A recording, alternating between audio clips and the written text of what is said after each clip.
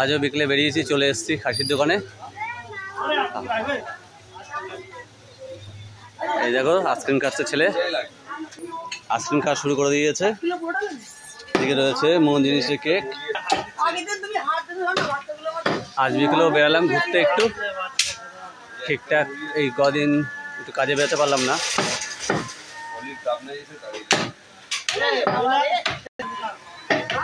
ওই মেটে মেটে যেন দিও না,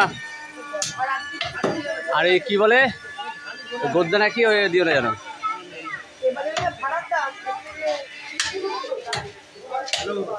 জমিয়ে খাওয়া দাওয়া হবে কালকে।